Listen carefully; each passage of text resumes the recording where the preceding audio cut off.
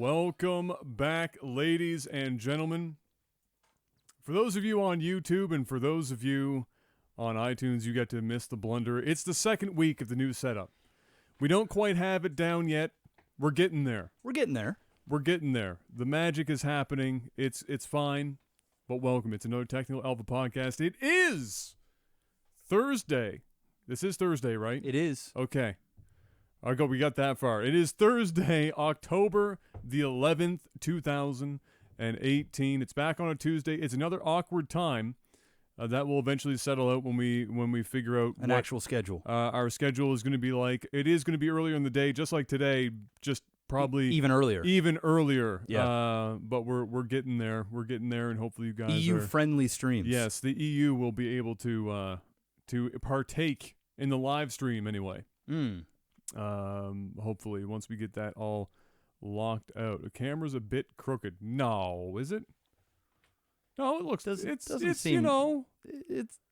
might be a little bit. Might be a little bit. A little bit. Might be a little bit crooked. Look, tilt your head. There you go. Tilt your head. It's fine.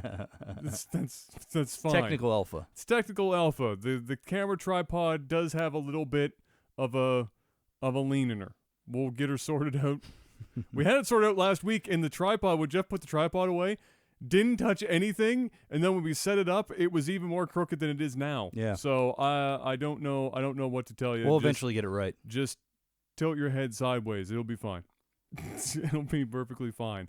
Mr. Black, how are you doing this week? We've already, since I've been over here, we've talked about lots of stuff, but now we get to pretend like we didn't talk whatsoever. Yeah. How was your last week? It went. I mean, it's just another week. Another week? I spent today fixing a pump at the triplex. Almost $1,000 later. But good news. Fun. It was under warranty, so I had to pay up front, but they're going to send the broken one out for testing. When it comes back that it is broken, then they're going to reimburse. They're going to reimburse. So it's standard RMA process then. Yeah. So I mean, I spent some money today, but I'll get it back in probably like 3 weeks to a month or whenever they decide to do it. But beyond that, that's it. Came here, you're here, and here we are. Exciting. Yeah, fun. Exciting. Mm-hmm. How did your StarCraft week go? It was actually not bad. Yesterday was really good. I put on a stream delay. Okay. And I'm just winning shit ton more games. Surprise. What a shocking development that is. Yeah. When you don't have people sniping your stream, or you're not so focused on chat in real time. And somebody tweeted out that I've made the top StarCraft streamers list again. I'm back on the board. Oh, we're back on the board. I'm back on the board. I mean, is the list on from Team Liquid. Team Liquid. Yeah. Oh, okay. I mean, I'm still low. I'm not in the top 10. I think I'm like number 14 or something. But come next month or this month after this month, I'm gonna get. We're slowly starting to grind and climb that ladder. I'm starting to get my mojo back. Okay. The audio is 1 second faster than the video. Oh my! All right, that I can fix in a hot minute. All right, Adam's gonna do some magic. While I'm doing that, I'm going to talk. You talk about something. Okay. Doesn't really matter what. Well, yeah, okay. How is everybody doing? Adam is now fixing the. See, Adam likes these third-party software things, so sometimes there's a bit of. Oh, well, there we go. We should be fixed. Had nothing to do with that. Is that last week we did have a bit of a desync, you remember, and then I added a delay in OBS. Yes. To match. It's not the third-party software. It's that we're using, instead of ASIO drivers, we have to use MME because we're sending these mics to both OBS and Audition. Gotcha. And so that comes. There's a lot of stuff going on. That comes with a delay that you don't get in ASIO mode. That's right. And so we were trying to make up for it. Apparently not going to work that way. So either way, it's fixed. Close enough. Yeah. If it's not, too bad. Whatever. Oh, you just missed it. I just did some dub. Too bad. What do we have on the list, Adam? What's going on today? Oh What's my going on? God! What's All right, going on? You know what? Honest to God, this is a really slow week for gaming specific news. So bear with me as we work through some stuff that you don't give a shit about. Okay. Just bear with me. Okay. Well, this is one that you might you don't give a shit. Well, actually, nobody gives a shit about. It's about Google Plus. Okay. Which is part of the problem for them, is that nobody gives a shit about Google Plus. Okay. Okay.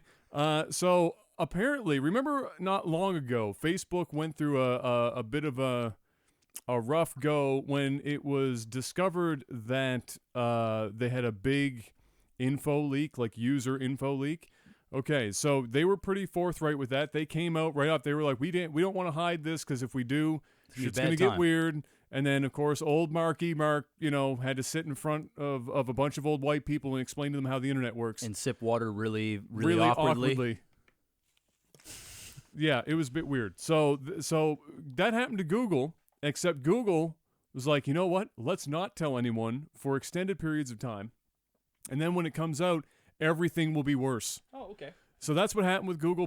And unfortunately, they're going to also probably have to sit in front of a host of old white men and explain to them how the internet works. Maybe not. The water will be drank a little awkwardly. We're going to find out. Everyone's going to be critiquing the water-sipping nature of whoever Google puts in front of them. But that's what happened, and Google said, you know what? This was never working to begin with. Fuck it. We're going to slowly start shutting down Google+. And all 5 people that use it are absolutely shattered about the whole thing. I don't think Google Plus was one of the first major indicators to me that not everything Google does is good, particularly good.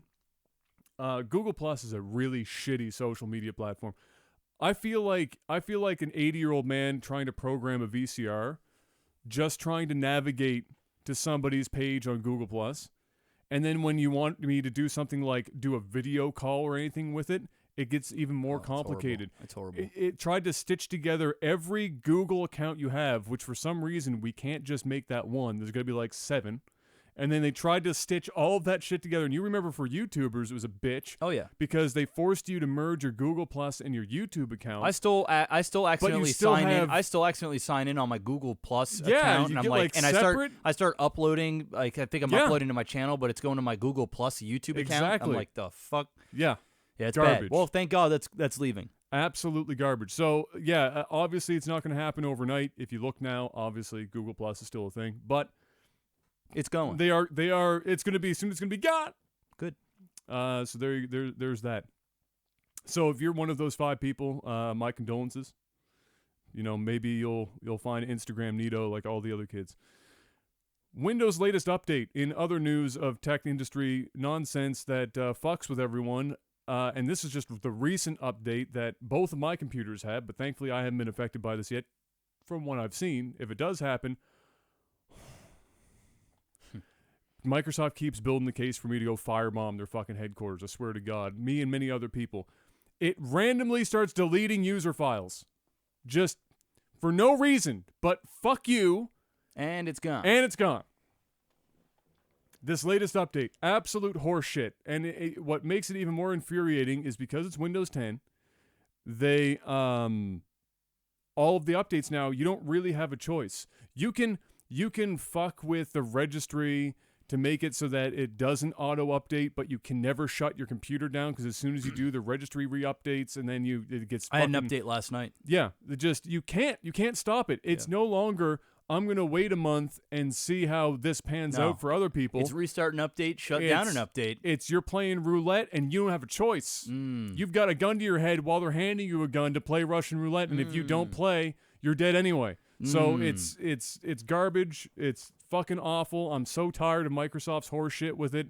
They really need to get back to a model where people can choose to be part of the early adopters or not be part of the early adopters, because not everyone at home has a fucking NAS storage drive constantly mirroring every goddamn file on everyone's computers in the household so that whenever Windows pushes an update when you're in the middle of doing work and you can't stop it, that it just fucks everything up. Mm-hmm. So hopefully, we can keep the dream alive there with... Well, the news is hot so far today. It's really stellar. Let me blow your mind some more, Jeff. Oh. Are you ready for this? Intel releasing its new CPUs. Or not releasing them yet, but they've shown them off. Mm-hmm. They're coming very soon, but they showed them off, right? Okay. And there's a bunch of NDAs still in place where third-party reviewers can't post benchmarks or anything like that yet. They had a big shindig like you normally do with the stage presentation where they send out our best or least awkward social presenter going on stage and be like, "Hey, Intel's fucking cool." What is that? Deliverables. No. What is it? Developers. Oh, developers. It's pretty much what they're doing. So they get out there and they scream developers for like 2 hours, and they showed a bunch of shit that nobody gave a fuck about. Because at the end of the day, here's the thing. It comes in two waves. So the first thing, even if none of this other shit happened, which we'll get to, you're looking at over the 8700K, which is like the flagship consumer chip right now, which was like 1 or 2 ahead of what you've got in your computer. Yours is either a 67 or a 77 in that. I can't remember. So I think it's 77. One's 67, I think, out in your other room, and this is 77. That's the 77. That's the 67. So they're at the 87. Now we're going to the 9900. Okay. Because the i7s, if I remember correctly from this, are no longer what they call hyper-threaded, which means normally you have cores and threads. So the i7 you have and in there, that's probably 4 or 6 cores, but when you're hyper-threaded, you double it, so you have 10 or 12 threads or some shit, 8 or 12 threads. That's no longer a thing, but they're keeping the same name and then adding i9s. And i9s are hyper-threaded just to fuck with people who have been buying i7s forever, and now unless they start looking real carefully, they look in the fine details. Oops, I bought one that's not hyper-threaded. Rip. Fuck. They are posting 5% in games faster than the 8700 and losing to the 8700 in some of the games. Rip. Which is not a good look. No. Pumping it all up, talking up a storm. $100, $200 more expensive. Oh. Showing up on shelves. Great. Pretty good. All right. But wait, there's more. So Intel, before the NDAs were cleared for people to post real, honest-to-God benchmarks, they hired this company full of old white guys to do benchmark tests to show the public all of this great shit. And they did the biggest fucking botch job of all goddamn time on this. They did things like take the AMD stuff and turn off its threading so that, like, for example, they were taking this Intel's flagship and then they take AMD's to compare it and be like, hey, because they want to be like, hey, we've got a bigger dick than they do, right? They took AMD's and only enabled like 4 fucking cores on it and then compared it to the full-fledged dick they didn't do of that. Intel shit. Come on. That's fucking scummy. Oh, come on. They did a bunch of stuff. They did it where they used the stock cooler from AMD and then put it up against a Noctua cooler on the fucking Intel. Come on. It just you can't. Just garbage the whole way down the list. Gamer Nexus, coincidentally, was one of my favorite, probably the greatest computer YouTube channel. That and I think there's another one that I watch, but Gamer Nexus Steve is a fucking goddamn legend. This guy is smart as hell.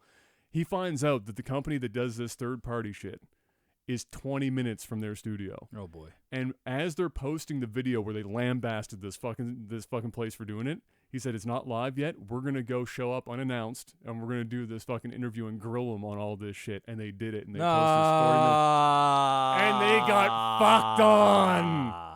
And it was funny because you got to watch a guy. You just watch this guy sitting there who's a co-founder, and every 5 seconds, Steve would say something, and he'd look back and go, "Yeah, I actually don't know. I wasn't part of the. Can we get that? Can we? Can one of you guys?" It was just constantly look back, and everyone's going, "Bro, they knew what they were doing. They knew, and they got called out on their shit. They got fucking dummied. So fucked.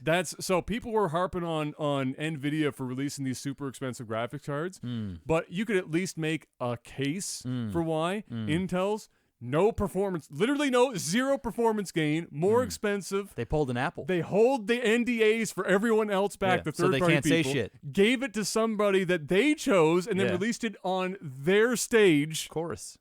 It's some shady shit. And they were getting paid. Oh, some shady. They were getting paid. Oh, some shady shit. Perfect. So Intel, fuck Intel. Go buy a 2700X and fuck Intel for a couple years. Now to the gaming news. I know. I know. It's happening. So I'm blowing your hair back right now if you had any. PlayStation officially saying they're working on their next console. Surprise. I mean, they haven't called it the PlayStation 5 yet. but they have said officially. Do you that think they it's going to are, be called in the fact, PS5? I don't think. I think they're calling it the PlayStation. That's what I was thinking too. It's a reboot. I think they were going right back to basics, and everything's come full circle. And I think we're going right back to PlayStation. Yep. The PlayStation. The PlayStation. I think they need to do that. Yep. I think it's starting to get a little redundant and stupid now we're getting up there. I think every 5 consoles, you might as well just start over. Like a bad Hollywood movie, just reboot the bitch. Get it over with. Just reboot it. You don't want it associated with the 4. You want it to be fresh, rip right off. Yep. PlayStation, that's it. Done. That's the show.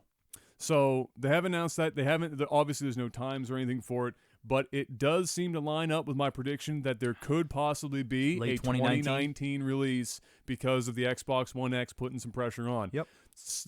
And along with that Xbox thing, there are rumors of the next Xbox being 2020. So again, like I said, PlayStation might try and get ahead of Xbox's true next console by a year. Yep.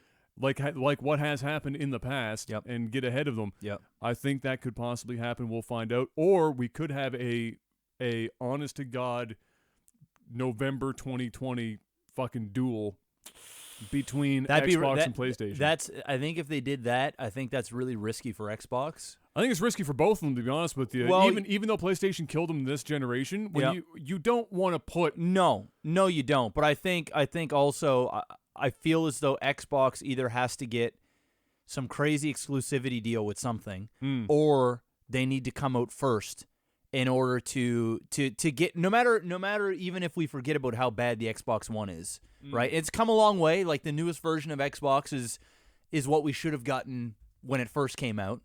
And then all the console, the Xbox whatever versions they've had after that.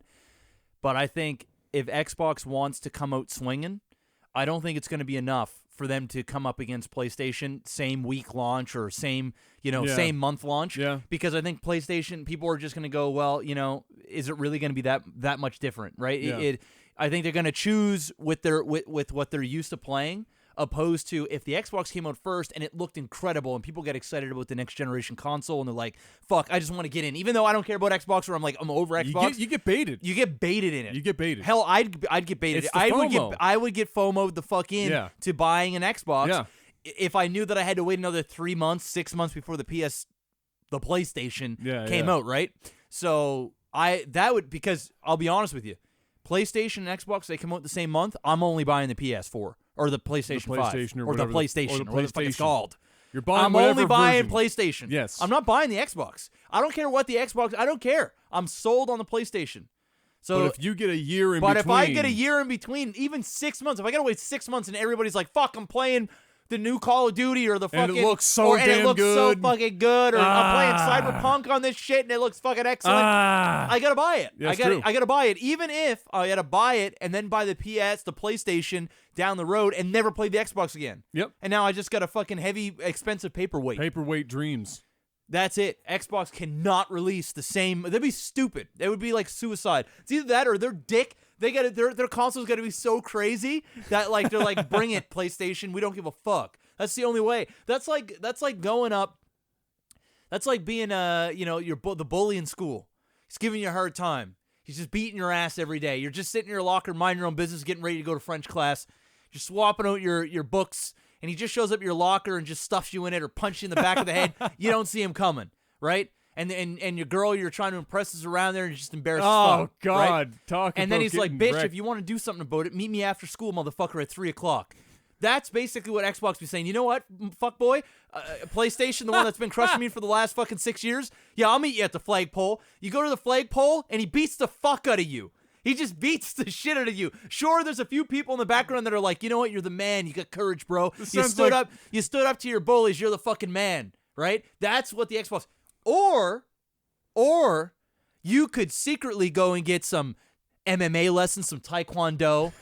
You lose a bunch of weight during the summer. Fucking like hip throws. You show up in September. The bully's there. He's in his senior year. You're in your second year of high school. And he sees you and you see him, and he comes up to you, to your locker as you're getting ready for that French class, and he goes, hey, welcome to another year. And then he throws a punch, and you fucking do some Jackie Chan side mover, and you sucker punch him in the face. That right there is what Xbox needs to do. Xbox needs to get the one up on PlayStation. They can't be like we're neck and neck anymore. They need to pull like a Nintendo and just come out of bumfuck nowheres with something that we didn't even know we wanted, and then hook somebody in with a great console, and then be like, deal with it, bitch. And have PlayStation going, trying to pick up the pieces and trying to figure out what's going on. Xbox can't go head up against PlayStation. They just can't do it. I know. So we'll see. I agree with pretty much everything you said. I'm going 2020. I think it's going to be 2020 for the both of them. I think at most the Xbox is gonna show up at the end of September, or sorry, the end of 2019. Yeah. And PlayStation is gonna be like March-ish in that. I don't even think because if Xbox comes out I think for Xbox Christmas earliest is 2020 because they just have the X. Like the X just dropped not long ago. So I would be literally fucking blown away. That makes sense. If they were crazy enough to throw out a brand new Xbox after having just released the X, would be insane. Okay, well then I would say 2020 March 2020, and then PlayStation Christmas time. Yeah, 2020. Though the way I see it is either we get an early 2019 PlayStation, we get both in 2020, or we get a PlayStation 2020 and an Xbox 2021. PlayStation comes out at the end of 2019, and Xbox is not out yet. They're in some fucking... Well, in terms of their cadence, right? The PS4 was early.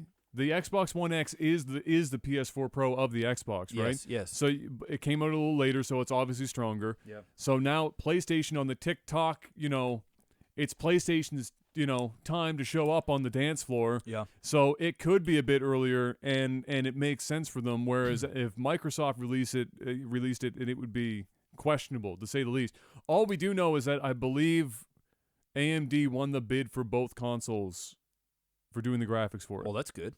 So, so now the question is, depending on if it's 1 year or 2 year, how they do the CPU is almost always the differentiating factor between the two, with some clock speed differences for graphics. 1 year can be a pretty big difference in a console's life in terms of how powerful it is. Yeah. And so, fuck. It's we'll wild. find out. Whatever happens, this next relaunch is going to be wild because it's no longer the Don Matrick, I'm going to fuck the entire Xbox division anymore. It's a new Xbox division. They put a lot of time down. We're going to talk about what they've been up to actually here because there's more about that's happened this week where they're actually... Well, get into it now, Adam. Get into it. What is it? What's going on? They're stacking it up. Microsoft finalizing a deal to buy Obsidian. Obsidian. I saw that tweet that you, yeah. No, that's not. Well, that's a different thing. Unfortunately, I didn't even put that in the podcasting, but I can talk about it peripherally. But Obsidian, the people who did Knights of the Old Republic 2, yeah, they did Fallout New Vegas, which people say is the only really good Fallout that if you actually want a good video game. Pillars of Eternity and a bunch of other games as well. Obsidian, very good at making good games. They have a bit of a spend money problem, but if Microsoft buys them up, that might get rid of the spend money problem, and it might allow Microsoft to come to them and just say, you give us something crazy, it's an exclusive.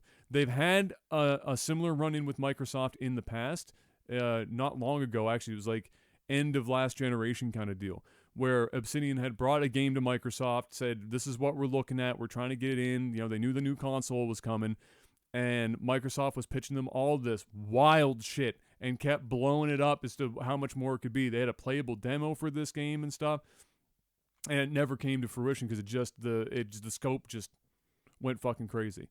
Kind of like Star Citizen. Yes, except without the $6 billion of people pumping it in. Except some semblance of reality. Yes, reality checks were put in place. So so that happened. So they've had a run-in before. Maybe this goes better this time. A lot of people are a little freaking out about it because Obsidian has been producing stuff like Pillars, which is a PC kind of specific game.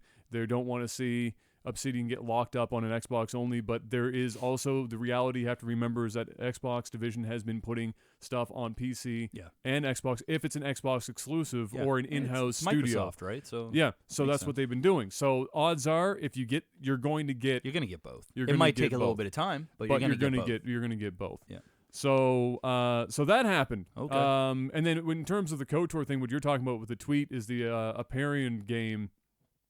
which was a mod, which was why I'm shocked that it got shut down, because it was a mod using core files, which is almost always allowed to continue.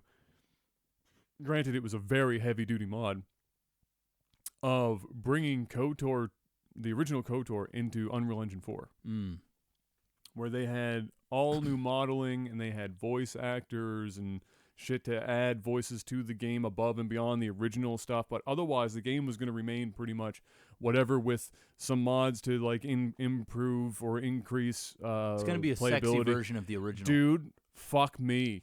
That game was going to be goddamn and it's good. gone. And then just today, I saw the tweet. They released it. Lucas sent them a cease and desist and said, Axe it, or we're going to end you. Exactly. They're like, okay. And my thing is, like, I'm so fucking tired of seeing that shit where you know, there are cases where I can see a cease and desist being useful. This project was a bunch of professionals doing it as a mod for a game, which is usually all within, you know, their lane to do so.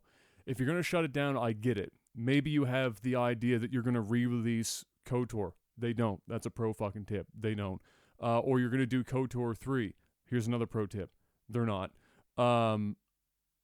If that's the case, just fucking hire the guys. They already did all this goddamn work. Hire them. Release it officially. Nobody is going to fucking harp on you for that shit. You're like, because there's a difference. There are a lot of modders that will do games that are like better than the fucking shit because they have infinite time.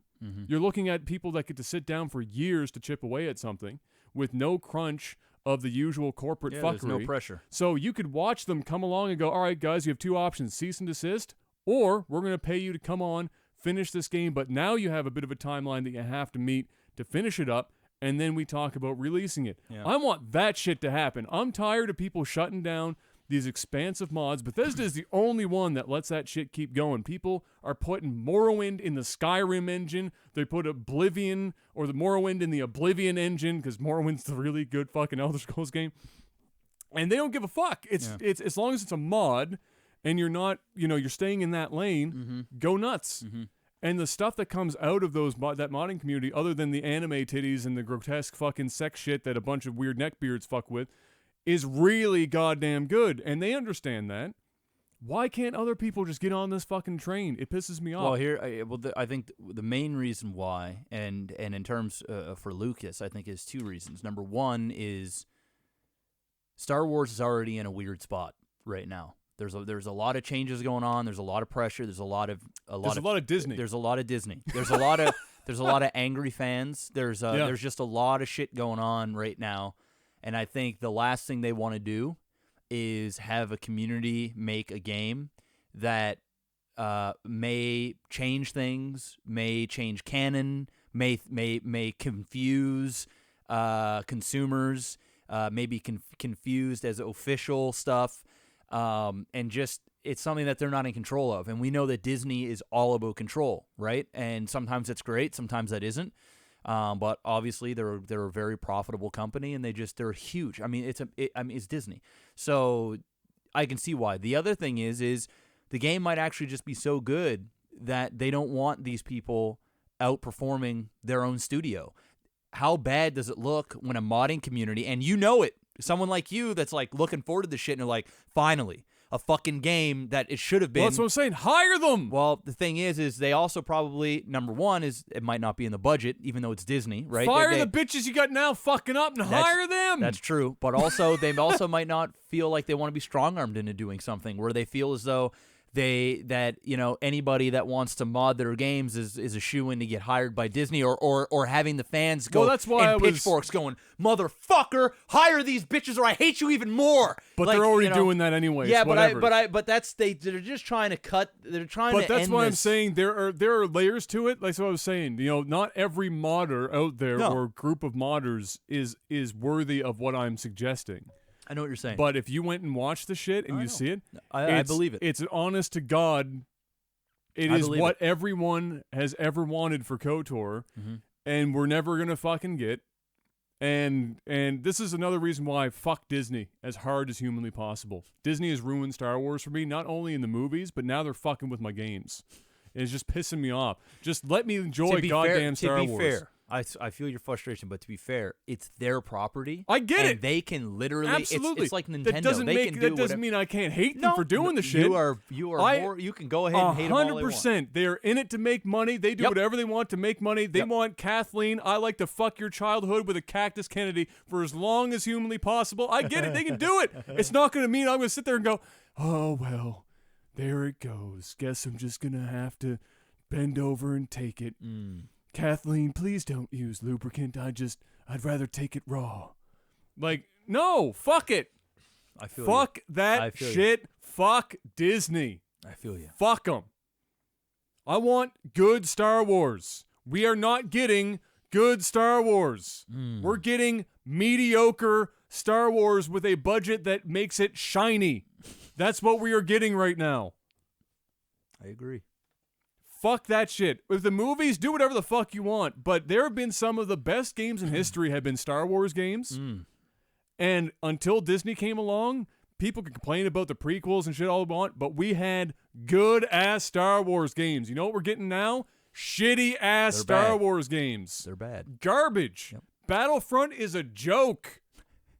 It is a fucking dumpster fire. And it's not even the kind of dumpster fire that you can't look away from. It's one you don't want to look at. Because the dumpster was full of shit. And so it smells if you look in its general direction. If you turn around, the best you get is a heater. It's garbage, man. Give me some good Star Wars, for God's sake. Disney, get your little cartoon fucking dick out of it. Also, Microsoft, Project xCloud. That sounds like something that somebody got paid too much money to name. Is a streaming thing that was announced or talked about after Google said, hey, we have Project Stream. Okay. So Google is doing a game streaming service. They have it as a thing that you can test right now, to my understanding, where you can play Assassin's Creed Odyssey in your browser. It's a game streaming service, right? Okay. In 1080p, 60 frames a second. Okay. I watched it. I wanted to see what it was like. Unfortunately, you can still totally tell that you're playing essentially a video, which is what a game is for all intents and purposes. But you know what I mean? It's weird. Yeah, you know what I mean? Like watching. It's like playing a YouTube video. Yeah, it's like you're playing a YouTube video, right? Not great. I haven't played it personally, so I don't know what the input latency and stuff is like, so I can't tell like if it's really responsive. But just from a visual perspective, hard pass. Okay. Hard pass. Yeah. But, it's there. It's going to happen. I still think that for the majority of people, this is still like 10 years away from being an actual reality. We're just not there yet. Yeah. But Microsoft comes out with this thing. They're installing the hardware in their server infrastructure right now, testing for Microsoft's Project XYZ XX Sniper 420 Blaze It streaming service is going to be tested next year sometime. Okay. And we'll see how good Project It's a whole X lot of note. It's a whole lot of 420 Blaze It, whatever the fuck. We'll see what happens. Maybe Microsoft's got some friggin' tricks up their sleeve. Maybe they can make it viable. I'm going to say probably not. Yeah. And why would I want to stream a game at 1080? I can literally build a potato right now with a hamster that powers it. Yeah. And I can get 1080p 60 on a fucking PC. Yes. And it won't look like a YouTube video. Yes. So whatever they're going to charge me to live stream these games. No. And I don't even get to And I can guarantee you it won't be too much further off of what you're going to pay in stores. Yeah. Because they can't. They can't just undercut something so drastically, especially you're going to pay for the service and you're going to pay for the game. Most people are buying games digitally anyway. So you're still spending 60, 80, $100 on a game. It just so happens that you don't have to fucking stream it. You just download it. So, I mean, cool idea in theory.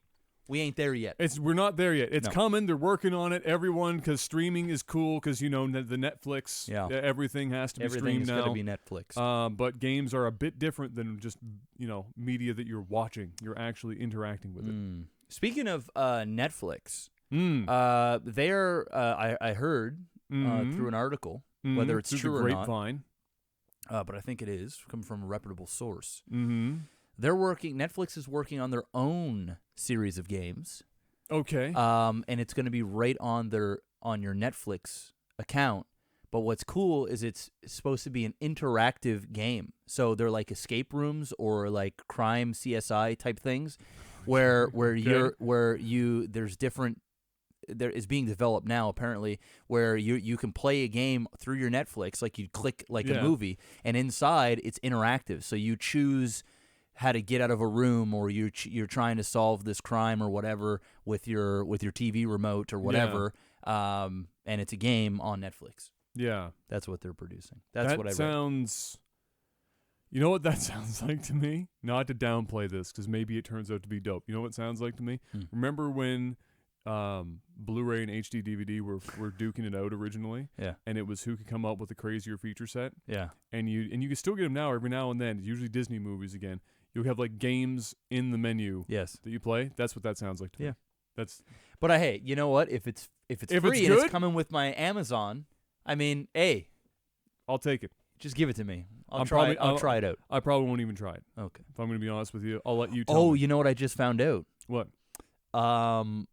So I think we talked about it on the podcast, but remember the Halo arcade game that's coming out where it's multiplayer?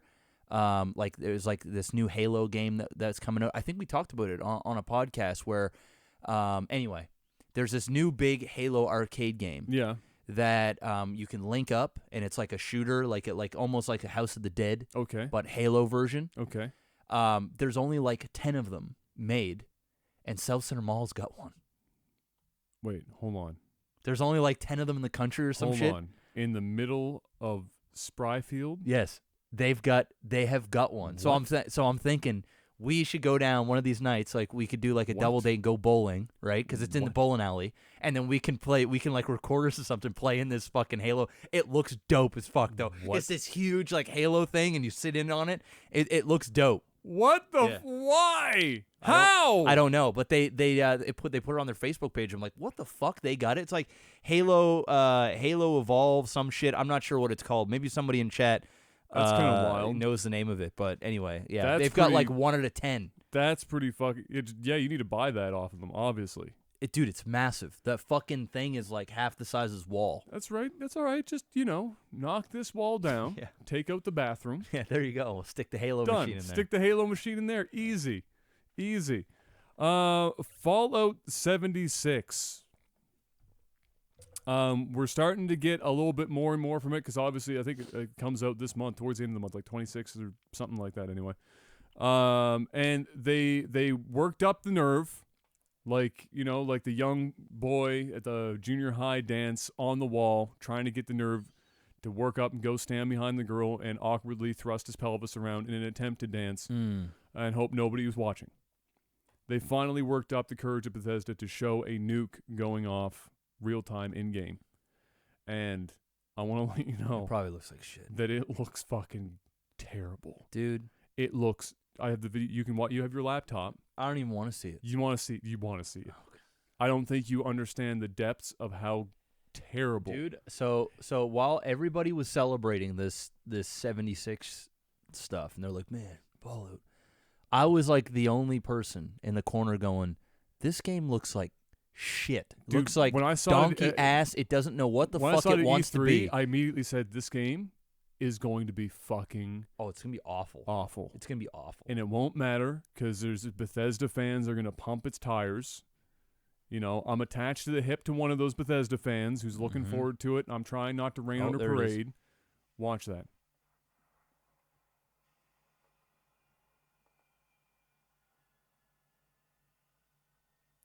How anti-fucking climactic is that? Wow. That does look like a pile of asshole. The explosion wasn't even big. No, like there was nothing. Like a fucking nuke went off. It's more like a heat-seeking missile. It's like a fighter jet came and shot down a missile and blew up a little radius. Yeah, that was about the show. There's nothing. Literally nothing. And I think it was either IGN or GameSpot put out a tweet and said, look how epic this is. Fallout's so epic, and they retweeted it, and they got lambasted so Dude, bad. The trees aren't even blowing. There's nothing. They're just standing there. A nuke just went off. First of all, there's a person There's people standing chilling there. You know what it looked like? It looked like there was like a little dust tornado that came around on the screen. Yeah. And that was the show. The cars that were on the street, There's everything. a couple of like silhouettes of leaves. But it's the same. It's the same 3 It's leaves. like watching Dragon Ball Z when they're like, ah, Kamehameha! And they only got like one leaf. It's like one leaf, or they show the beam, and then they do the same move like 15 minutes later. It's the same animation. The same animation. They just keep reusing the same shit. That's what that was. Man, that looks bad. It does. That looks awful. Yeah. That looks awful. I'm going to post it in the chat in case you guys want to see. Yeah, in case you guys want to watch that. See what you get. For those on YouTube, IGN, everyone has it. You can look it and find like 2 seconds. Man, it looks like shit. It's bad. Yeah. I don't have a lot of hope for that game. I think it's going to be Griefville. Oh, yeah. I think it's going to be like Rust level of grief. Yeah. And I think that's what they're going for. I think that's what they're fucking in making. some weird way. But they're late to the party. Well, they tried to explain away how they were going to avoid having people grief, and everything that they said. I remember reading it, going, none of this is going to stop anyone from griefing. This is going to be a griefing game. This That's is what just it's going to be. A bunch of fuckboys going on and ruin everyone else's day. Yep. They grind it out. They're going to be ahead of you, and they're going to keep you down. They're going to make the game unfun. Yes. Is essentially what's going to happen. It's going to be fun for them. And that's about the show. That's it. Like there'll be people that'll be like hacking, that'll be like fucking dropping endless nukes or speeding around and shit. It'll be brutal, man. This looks like ass. What's next? The game looks like shit. It does look bad. It looks like shit. Telltale's The Walking Dead. This happened after, like, literally almost got announced as we were doing. I think it was as we were doing the podcast last week. This gets announced. Where Telltale's The Walking Dead is getting picked up by Skybound to finish the last chapter of the game. So they're going to bring on some of the devs. They're going to finish the game. Good. So Clementine's story is going to be finished. Okay. People are going to be able to sleep at night. Because really, I mean, I'm not involved in it, but how annoying is it when you get all the way up to the end and then literally just the last chapter and then no? Yeah, that's bad. That's bad. That's horrible. That is an unfortunate time. It's like watching one of your favorite TV shows and they're saying, oh, you know what? You know, Kevin Spacey diddled boys. It's over. Yeah. And you're like, well, shit. Couldn't you at least bring him on and have a no-kid zone for 500 meters and finish this fucking show, please? Unfortunately, no. No, you can't do that. Fucked. So that's going to happen. So for those looking forward to that, that will be good. Hopefully that actually goes through. Who knows? Maybe the saga isn't over. Maybe it still doesn't happen. Well, you know what might happen is they could do the series, and because there is so much negative press about all this and upset fans, that they might come out in waves and buy the fuck out of this game to the point where it becomes so successful they're going, you know what? Let's go ahead and just keep The Walking Dead going. Or we're going to keep it in the studio and we're going to stick to one property and we're going to do the format a little differently. I mean, money talks, man. It is possible. People might just come out and buy it for the sake of buying it. Money talks. It is definitely a possibility. We will we'll saving have jobs to wait and see. But yeah, for a handful anyway. It's That's not good. like they're bringing the entire studio back on. It's good. But for a handful, they're going to get the opportunity. The game is going to get finished. Gamers will have some closure. It will be great. I had this is a quasi thing. We can either leave this. You can see it here. Do you want to leave that for tech support at the end? It was something that somebody suggested. They wanted to just hear about our writing process. Do you want to wait? Oh, we'll go. We'll do that in text. Okay. Yeah. So then, Mr. Black. Yeah. Hit me up with a little bit of movies and TV. Damn, we're done. We're done the gaming already. We're done. Oh my God, it's a slow week. Moving. I told you it's a slow week. There's nothing to talk about. It's a slow week. I'll say this. I'll add a little gaming from what I've been playing. Okay. All right, just to round it out a little bit before we get into it. All right. All right. Okay. And I think I said this even last week, but I'll reiterate. Okay, a couple things. Played some more Forza. It's a fucking good video game. Still good. There are very few nitpicky things that I come up with for that game. Otherwise, it's pretty much a smash. That's what I've been hearing. I have literally almost no bad things to say about it. The closest thing I can come up with is it is because of how they do it. You know how when you end a race, you get right into a menu and it looks fucking dope and like all that shit. Okay, so how they've done that kind of hampers a couple of things, I think, at least from what my assumption is and how it works. So I am assuming that your car just goes, all they're doing is they're just taking out the world and your car just keeps going, and that's how the menu shit works. So when you end a race, if you're in the middle of a race and you want to like quit out because oops, I picked the wrong car or whatever, maybe the race isn't going all that hot and you don't want to restart, you want to change your car. Unless I'm missing something. So you have to quit the race first and then go back and start the race again. You end wherever you are in the race. That's where your car is when the race ends. So on some of these longer races and they're sprints, they're not circuits, you are 3 miles, 4 miles away from the starting point where you have to go and you got to drive back to get in your next car, which is kind of annoying. Yeah. So there's another method of doing that. I don't know what it is. I haven't figured it out yet. Maybe somebody in the comment section will let you know. Let me know if I'm missing something. But there's that and a couple of other real small and that's really, honest to God. Yeah, I've been hearing that's about the show. Yeah. It is very good, indeed, and it doesn't take a strong computer to run it really well, which is also nice. It's really well optimized. So if you're looking for a racing game, it's definitely good to go. I think I also said this next week, but I'll say it again anyway. Been playing God of War, God of Boy, Dad of Boy, Boy of whatever. Every meme that name has come up with it. It's not that good. It's not. To be fair, Adam, you are playing with no HUD. No, and even you're playing. No, so my gripes don't really necessarily come from the fact that I'm not playing with a HUD. Like like you'll never hear me say, "Oh my God, I keep getting hit from the back because I don't have markers that show up to show me that somebody." Like I've never complained about that or anything. And honestly, not playing with a HUD is, if you play on normal with no HUD, the game is probably a fucking cakewalk. No shit. But the combat is still even if I played it on normal, the combat, first of all, I played on normal, I could do it blindfolded, almost fucking guaranteed. The combat is the weakest part about the game, which is bad. If you're a God of War, the combat should probably not be the weakest part of your game. The story is pretty good to where I'm at. The characters are well done. The voice acting is incredibly well done. The graphics for a console game is unfucking believable. The character model specifically for Kratos, if you know anything about 3D modeling, it's like porn. It's so damn good.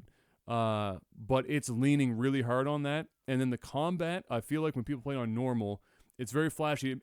Normal definitely is going to make you feel more like you are Kratos than something else, because the way of how they do difficulty is really shit.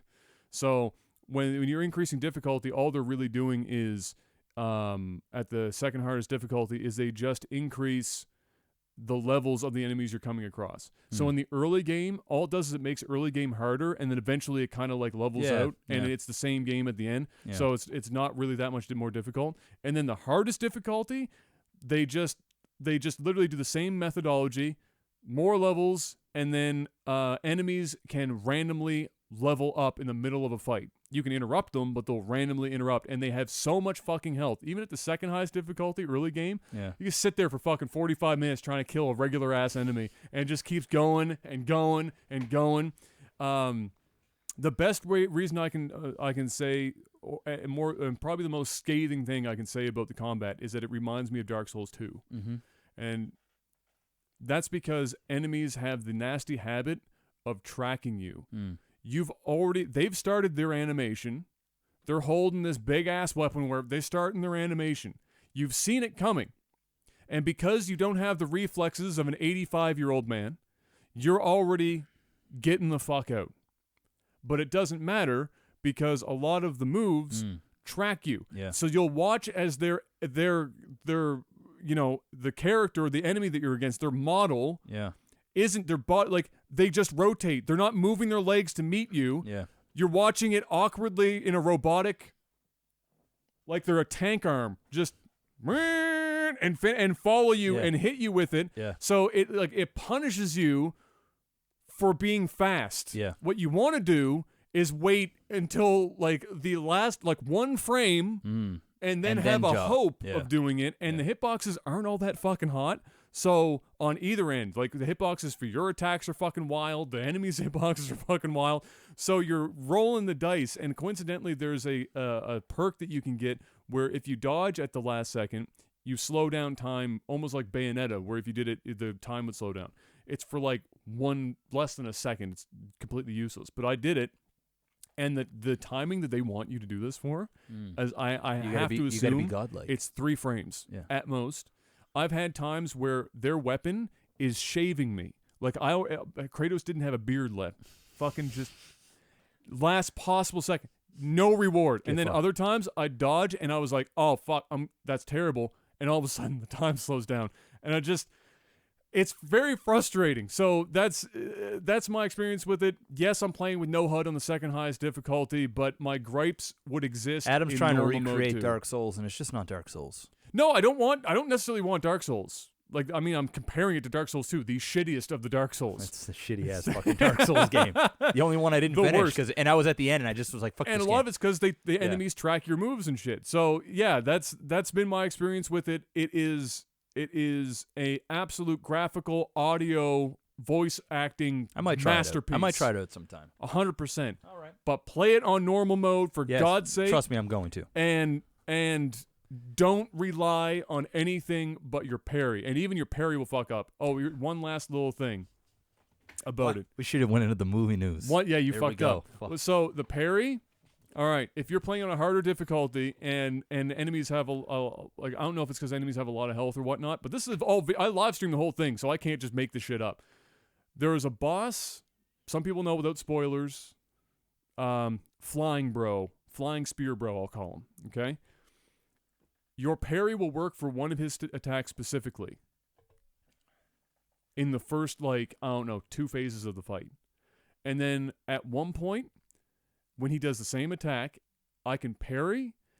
The sound effect, the boom, like sound effect happens. The slow down of the screen, the happen. Everything happens, but no parry happens. And he backs the fuck out and you can't do any damage. We'll get fucked. And it's His just power like, level's too high. He's but too earlier pissed. in the fight, exact same You attack. heard him now, and he ain't fucking with you. Same. He ain't falling for it But anymore. why Adam. are you giving me? Because he ain't falling for it, Adam. Because the game has a thing where it will be a red attack will show up, and it means you can't block it or parry it. But it's not doing that. It's a normal attack. So they have a mechanic in place for those specific moments. But yet, it's because you don't have a HUD, Adam. This one doesn't have. No, the HUD still shows the red attack. Fucking with you, Adam. So yeah, Fuck. it's really weird and God of War, silly. It's good, guys, but it's not blowing Adam's. It's not blowing Adam's socks off. No. If you like the animation of the throwing axe thing, that's like half of the battle right there. Okay. If you like the Thor hammer, honest to God, I think a lot of reviewers just played it, like ran through it on normal mode, threw the axe a bunch because you can cheese the entire game just axe throwing. Yeah, you're a god. And then you're like, oh, that's such a cool animation, 10 out of 10. And that's basically what God of War is. Cool. Movies and TV, Jeff, hit me up. Movies and TV. James Gunn is going to DC. Well, it's maybe. Not, yes, it's he's right now. James Gunn, for those who don't know, was fired from Marvel. They parted ways because of James Gunn's tweets that he did like 8 years ago. Dave Bautista's gone fucking apeshit crazy. Trying to get the hell away from Disney, trying to get out of his Marvel contracts, trying to get away from Drax. I don't blame him. And now Warner Brothers, along with apparently every major studio there is known to man, lined up to try and get James Gunn. You know why? Because it happened 10 fucking years ago. Yeah, because they don't give a fuck, and the guy's a crazy good filmmaker. And DC waved their dick around and said, hey, I'm going to pay you a large amounts of money to write and potentially direct Suicide Squad 2. Because Suicide Squad wasn't a great movie by any means, but it made shit tons of money, and they're making a second one. Yes. And it's an ensemble cast. Yep. And look what he did with Guardians. Nobody knew what the fuck Guardians was unless you're a hardcore comic guy. Nailed it. To the audience, you got to sell them on all these new characters. Next thing you know, they're a massive part of the Marvel Cinematic Universe and some of the most loved characters in all of Marvel. In the universe, yeah. So now they want to take that formula and make it for the bad guys in Suicide Squad, have Gunn come in, write it, and potentially direct. Now, here's the reason why And not only that, Dave Bautista is already tweeting out saying, I want in it. Yep. I want in it. I want right? in. I want out of Marvel, and I want in on this. People are saying Bane. Make him Bane. I could see him being Bane. There's a few characters that he could play, but here's the problem. Okay, I believe that Gunn will write this movie. Now, when it comes to directing, who knows? The reason why, not because James Gunn doesn't want to, it all depends on what DC wants. Because the guy who played Joker, what's his face? I didn't get enough scenes. The Joker would have been so much better if I could have been in it more. What's his name? Oh, he's a fuckboy. I can't remember that his name. fuckboy. You know Somebody will say it in the chat. Yeah. Him and Gunn have serious beef. Oh, really? And Gunn has been on the record going out on Twitter at times, and we're not talking 8 years ago. Just shitting. And going Jared Leto. And talking about how much women Jared Leto fucks in the industry, and that some of them are underage. Also you know talks what? about I'm going to be real with you for a second. That wouldn't surprise me. It wouldn't surprise me either. But he's gone out publicly and said it. He's also gone out and just thrashed. He doesn't like him, doesn't like each other. And the problem is he's the Joker. Fuck him. And, he's a shit Joker. Well, here's the thing. It all depends on how bad make Dave Bautista DC. Joker. All depends on how bad DC wants Gunn, where they might go, okay, Suicide Squad, we're not going to have the Joker in it. Yeah. Because we've got that Joker movie coming out, the prequel of the Joker by Joaquin Phoenix. He's playing the Joker. Right. They still have this Joker, so they might go, okay, you know what? No Joker in this. Let's focus on there. Also, there's talks that he potentially doesn't want to use the same cast, so he wants to potentially bring in other baddies to join, because in Justice League throughout the comics, the cast changes. There's different. Sometimes it's there's a whole bunch of them. They swap them around. That's crazy, so he might keep, say, Will Smith and Margot Robbie and a couple of others, but he might want to bring in some new people. That's where maybe Dave Bautista comes in, or another actor he likes, or whatever. And maybe the Joker isn't part of this one, right? Just so that he can get in. So we don't know how it's going to work, or maybe we don't know. Maybe they've kissed and made up at some point behind the scenes, or DC forces them to kiss and make up. But there's so much animosity between these two that it's highly, highly, highly, highly, highly unlikely that Gunn will direct a sequel that has Jared Leto in it. Let's be honest here. Yeah. James Gunn on the project is going to make them a lot more money than Jared Leto being on the project. I say fuck Jared Leto with a cactus. Get him out of there. The dude even went out and bitched about how much screen time he had. He should already be canned anyway. He ran his mouth. He's saying the movie would be 1,000 times better if they just had a bunch more Joker scenes in it. He's full of himself, and for not great. It's one thing to be full of yourself. You better back it up. Jared Leto, not that good of a Joker. I didn't mind him as Joker, and I think what it was, and it sounds bad, but as I feel like we didn't get enough of Joker, and that's where I'll side with Jared Leto, where I think if we had gotten more scenes with Joker and we have gotten to know his character a little bit more, then we would have been a little bit more attached to the character. That's why he's supposed to be getting his own movie and whatever. Then there's the Birds of Prey movie and stuff. There's a bunch going on. But anyway, like I'm saying, to keep it gunned. Yeah. He is going to write a script. Potentially, this is the rumor, but it's basically it's happening. He's going to write the script, and if they love the script, they're going to potentially give him the option to go ahead and direct it as well. The reason why this is great for him, for Gunn, is the first Suicide Squad, although it made fuck tons of money critically and from most fans, were like, dude, garbage. You know what? Like a lot of the actors, people loved Will Smith in it. People loved Margot Robbie. People liked and didn't like the Joker. It wasn't necessarily the characters. It was the bad script. It was the bad direction. It was the tonal fuck ups, like where it was just like 1 minute it was this real dark movie, and the next it was like a light and humor. What's good about this for Gunn is he brought fuck tons of fans and money for Marvel. If he can come in and save this franchise, really give DC a boost of what they need, other than the Wonder Woman, because Wonder Woman's doing great, and Aquaman looks incredible. If he can come in here and do this and tie some things in, give an actual good movie have Gunn come in, have a lot of the fans that love Gunn come in and watch this movie. It gets good critic ratings. The script is good. The direction's good. He's gonna be a god. He's gonna be like, and it's a fuck you to Marvel, where you're like, you know what, you did this. And then if Guardians 3 comes out. Right, and it doesn't have Drax. It's not as good. It doesn't make as much money. The direction is not as good. Oh man, do you know what this sounds like? This sounds like a little bit of hubris for Marvel, and Marvel is doing this, and depending on how this goes with DC could be. Well, this DC's finally looking good. Like DC is if the playing field is getting if more Wonder and more Woman, level as if time Wonder goes Woman on. 1984 or whatever, and Aquaman, like I mean James Wan is doing Aquaman. I don't know if you've watched that 5-minute trailer. It's it's fucking fire. It's fire. It's fire. It's so fucking fire, bro.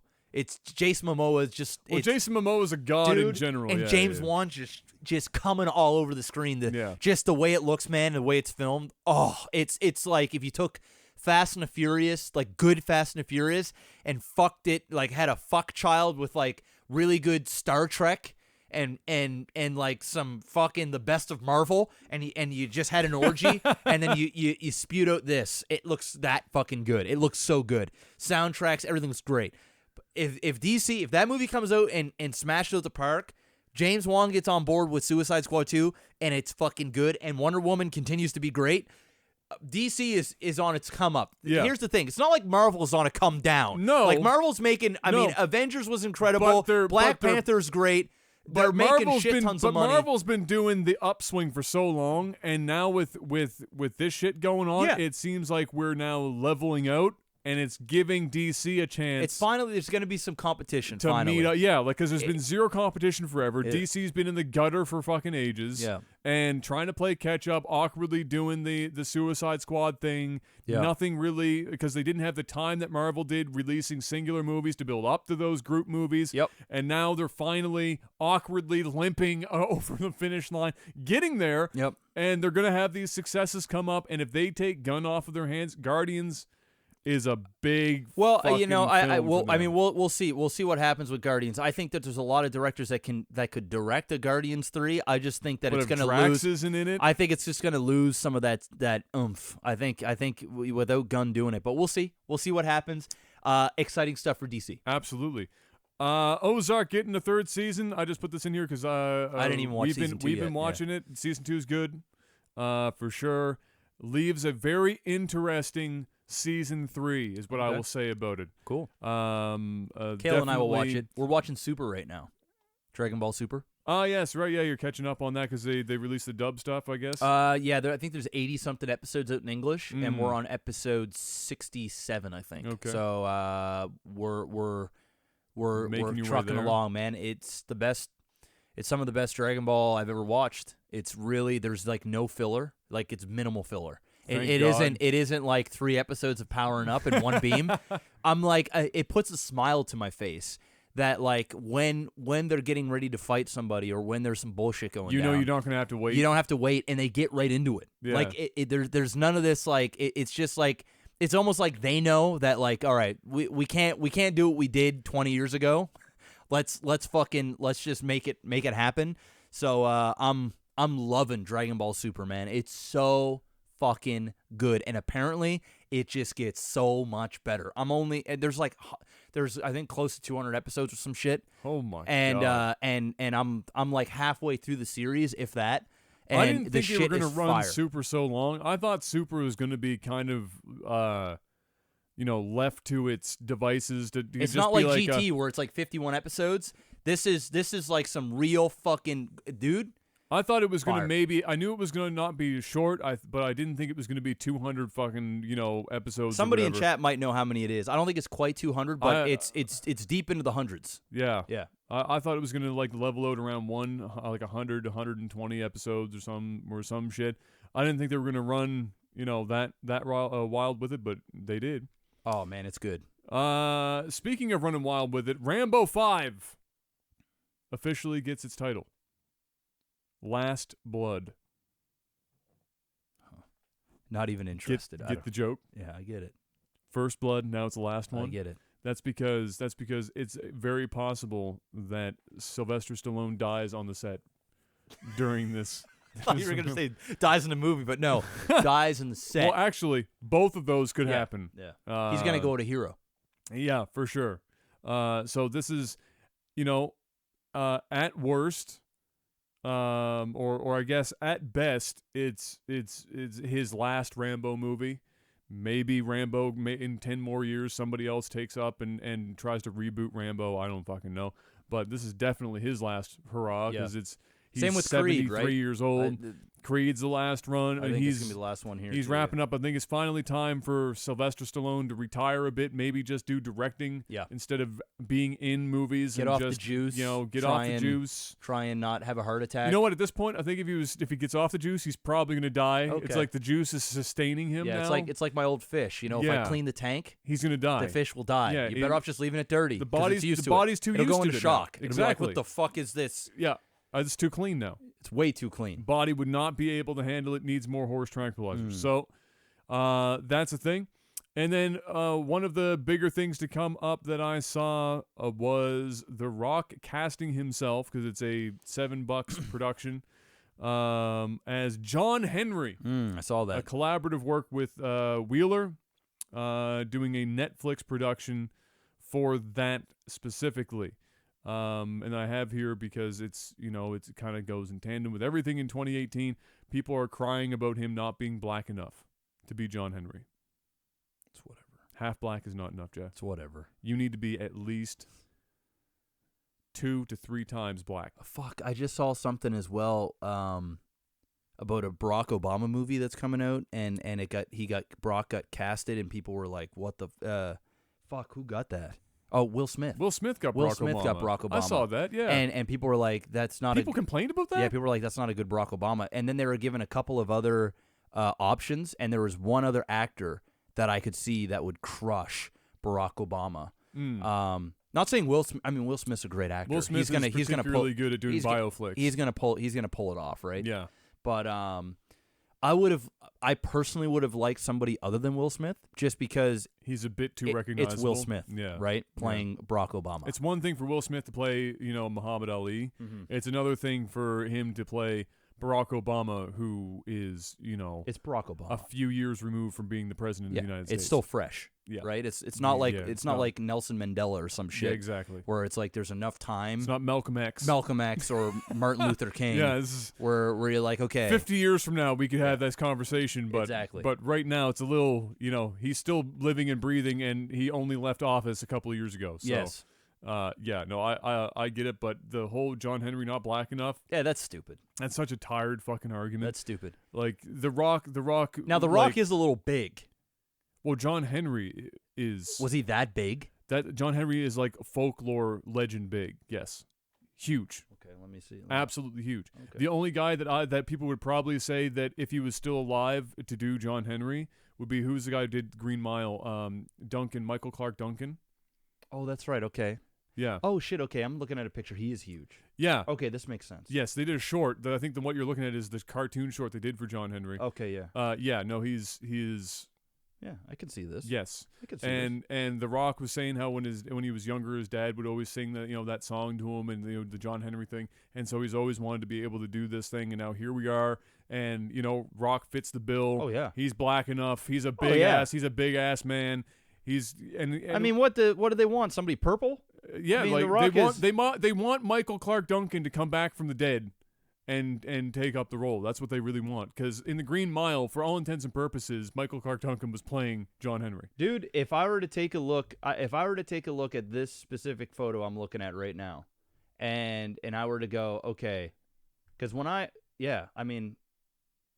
look at this, I see The Rock. Yeah, I actually just see yeah The Rock. If they're like, name a person to play this role, that's The Rock. Dwayne The Rock Johnson. Yeah. No, that's good casting. Yeah. By himself. Because, it's his production house working alongside. Fuck it. So, yeah, there you go. That's the thing. To those of you complaining about him not being black enough, go fuck yourself. Yeah.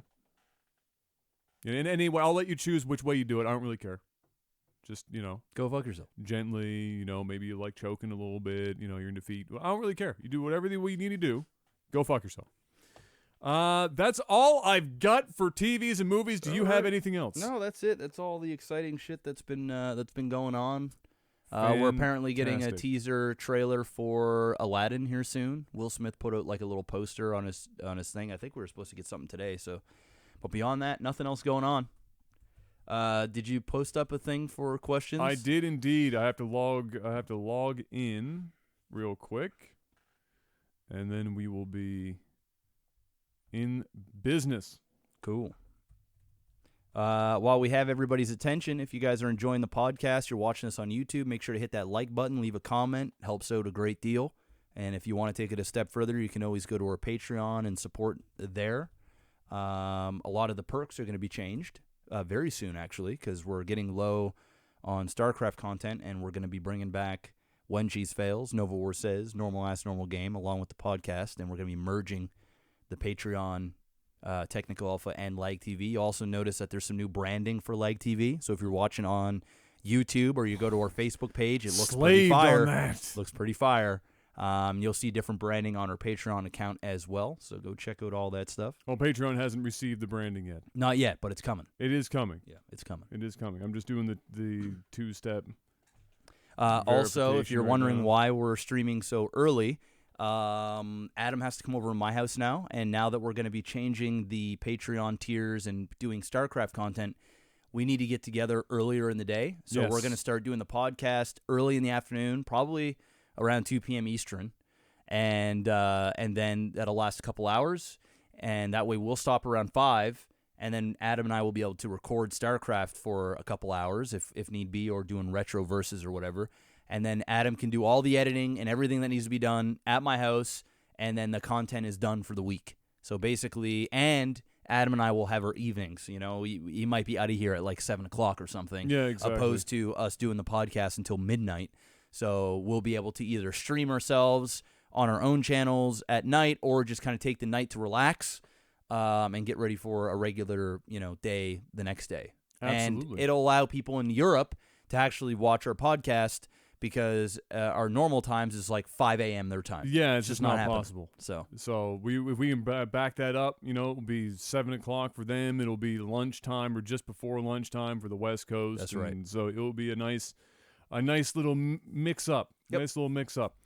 All right, we're into the tech support. Mr. Black, hit me up with tech support. Tech support.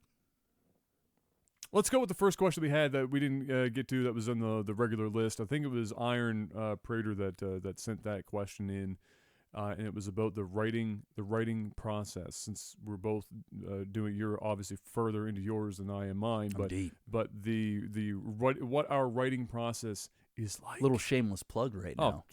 Plug away. For those that don't know, I am writing a book all about streaming. So if you ever wanted to know the business, if you ever wanted to stream yourself, whether casually, part-time, as you want to make a little bit of side hustle and you have a regular day job or responsibilities and you can't dedicate 40, 50, 60 hours a week, or if you want to be a full-time streamer, you want to live the dream, this book is going to be for you.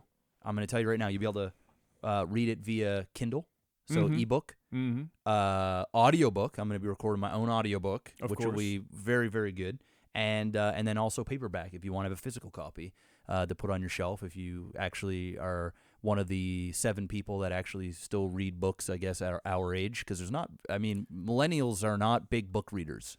We're consuming their audiobooks. Yeah. Audiobooks have been booming. I've been looking at all the statistics, podcasts, and audiobooks. That's just how, especially gamers. I'm not saying just because you're a gamer you don't read, but we like to consume our content through listening or watching. The reason being is that there's not enough hours in the day to do all of the shit that we do in our lives now. That's right. So we have to multitask. That's right. And So I'll have all your bases covered.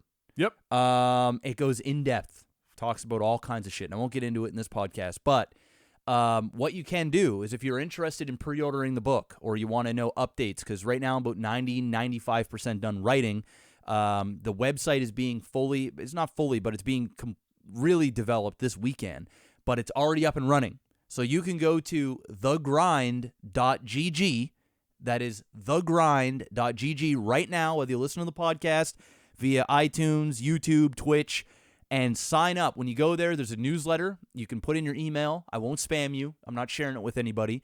It's basically for you to get updates on when the book is going to be ready for pre-order, and also when there's updates on when the site is actually functioning. Because on that website, not only are you going to be able to buy the book, but there's going to be also additional things that you'll be able to either purchase or for free to watch video-wise, because there'll be a bunch of tutorials and different things like that. So keep your eyes on that. As for my writing process, yes. So what is the MaximusBlack patented writing process when you sit down and you've got your coffee, you're sitting in the coffee shop, you got your laptop out, and your breakfast sandwich, your muffin, and you're trying to figure out what's going to go on. What is your writing process? How do you choose to do the things you do? Okay, so for me, I normally when I first started, I was writing at night, and after my stream, and I'd lay in bed for an hour or two in my laptop.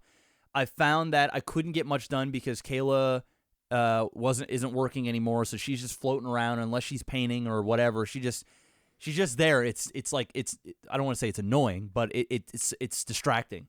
So I decided that I wake up in the morning. I usually get up around 10 a.m. I shower, shave, whatever I'm doing. Go to Tim Hortons, and I sit down in Timmy's, and I write. Now I usually only get about an actual hour to an hour and a half of legit writing time.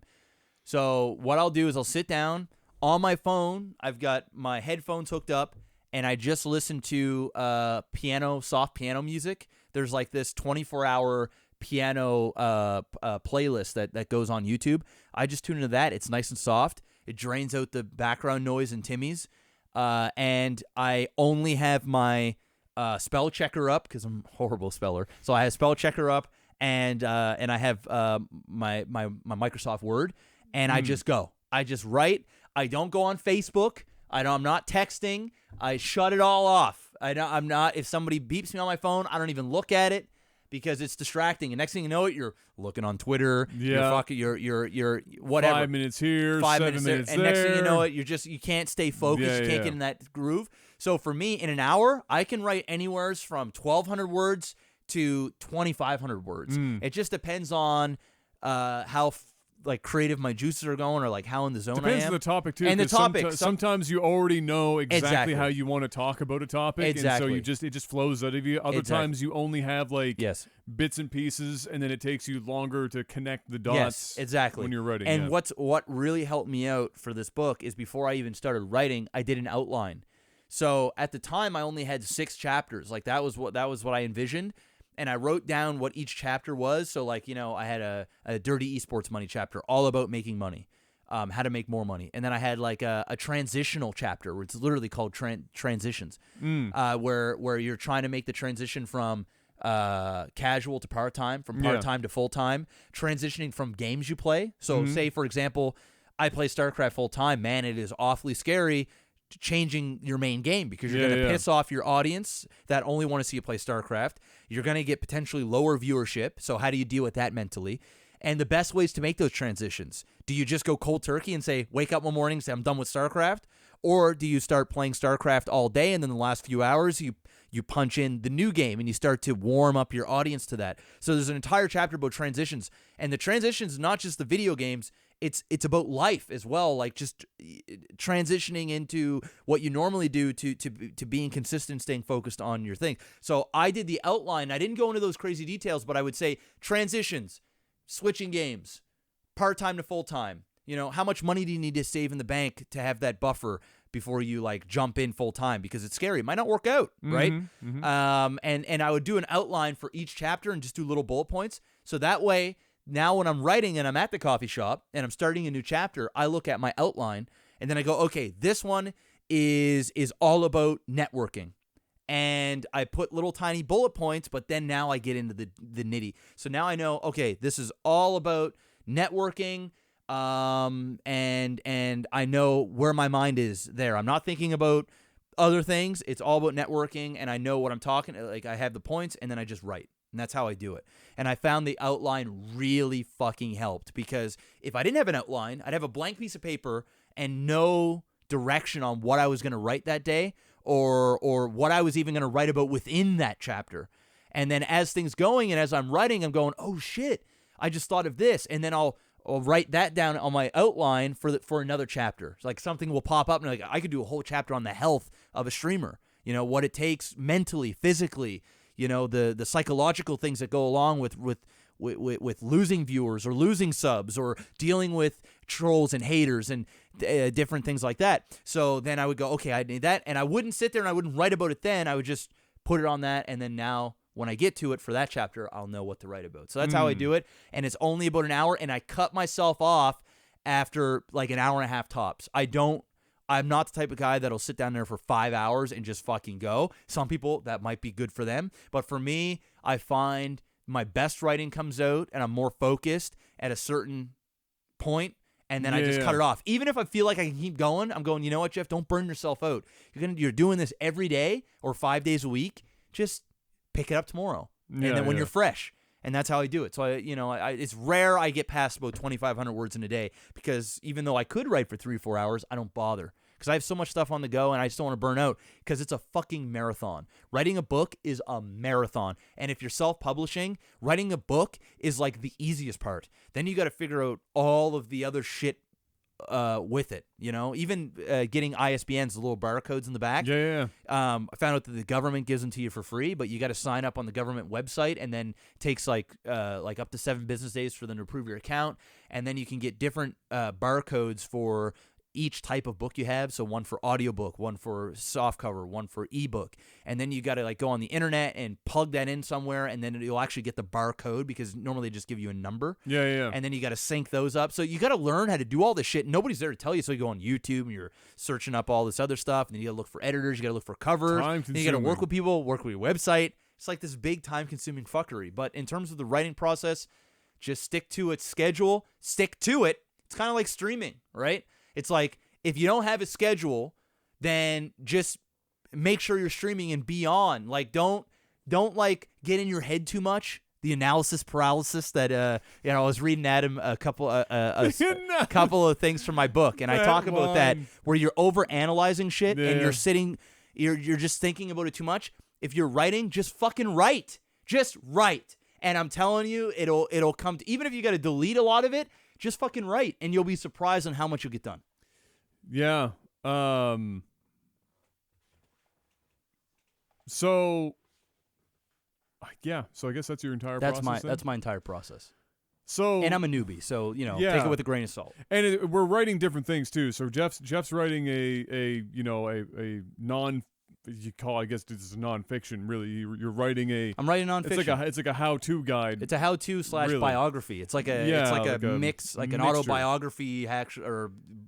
Yeah, it's a little bit of both. Creative writing, but at the same time, it's a how-to. Yeah. So for me, I'm writing. I'm writing fiction. I'm writing science fiction specifically. So either way, the fictional part of it does change a bit how I tackle doing things. When you're doing fiction, one of the first things that you end up having to think about is world building. Well, there's character building and there's world building, two separate entities there. They obviously have to interact with one another, but world building and character building, and everyone goes about it a slightly different way as to how they build a character or how they build the world, or which comes first, like a chicken and an egg thing. Some people will start with characters, and then depending on how the characters turn out, they go, all right, this is what the world looks like based on the characters that I'm building. I do it in the reverse. Excuse me. So every time I've ever read a book in my life, I've always ended up kind of seeing it as seeing it that way, and then or seeing it as a series of questions that the author is posing. They're not necessarily direct questions. It's not like every chapter starts with a question and then a question mark at the end, but it's a what's going to happen to this character? What is going to happen to the world when this character does this thing? And then that is inevitably answered. Or maybe they don't answer it because it's going to be for the sequel or some shit. But it's usually a series of questions that get answered in some way, partial or full, etc. So I take that, how I've looked at books that way, and then I reverse engineer the book when I'm writing it. So for me, that means I ask a bunch of questions, and then in answering the questions I pose myself, questions about the world, questions about the characters, I feel that creates my outline. Okay. So, Makes sense. so for example, it's if let's say the usual science fiction thing of end of the world type shit. What is a question that might come up is, what is the catalyst for the end of the world? And then you could have several different answers to that. Maybe it's an economic crisis. Maybe it's a resources crisis. You're looking at the interstellar thing where there's no more crops that want to hold. The plague just keeps fucking everything up, and now we got to get off world, and this is our solution. Maybe it's war, the usual thing. If it is war, what is the war over? Well, again, it's ironically Trump. or coincidentally, it's over resources, or it's over something else. Maybe it's a religious thing. So you ask a question, you answer the question, and then the level of depth in your answer ends up becoming kind of your outline. And I do the same thing for characters when that happens. I say, depending on what this person is, so I like an occupation within the world. So I have the world, and now I'm plugging a person into the world. What position might exist in this world? Plug them into that position. Okay, what would a person in their position? What would their personality be like? What shapes their personality? Did they have something happen in the family? What motivates them? That kind of shit. Ask those questions, fill out a character, and then start writing.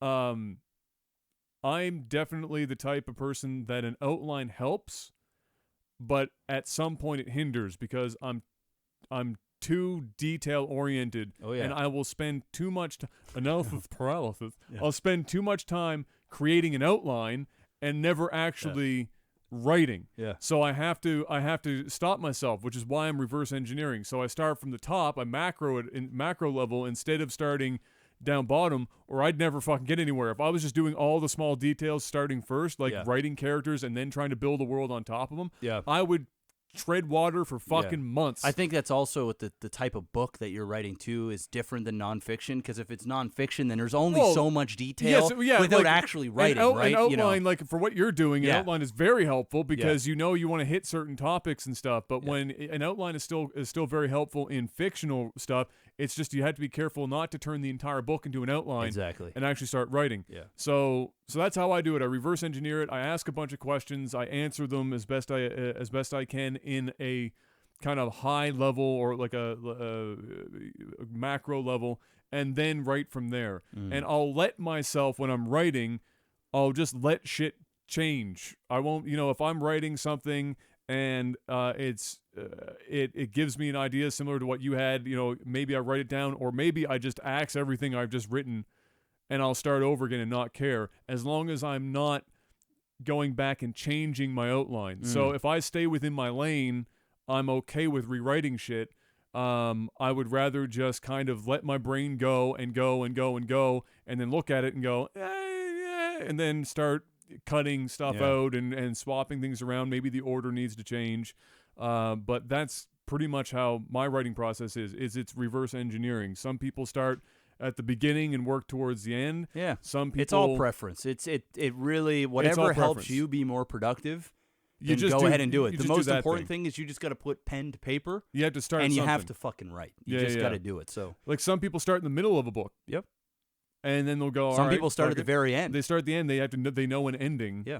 And then they work towards the ending. I'm kind of like that. Like, I'm going to have an ending, but it will be. I'll have more of an idea going from it than just the ending itself. So yeah, that's there you go. Two different processes. That's my my my way of doing it. And Jeff's thegrind.com. The grind. Oh wait, thegrind.gg. Yeah, not .com. Not Grindr either. No, not Grindr. Thegrind.gg. The grind.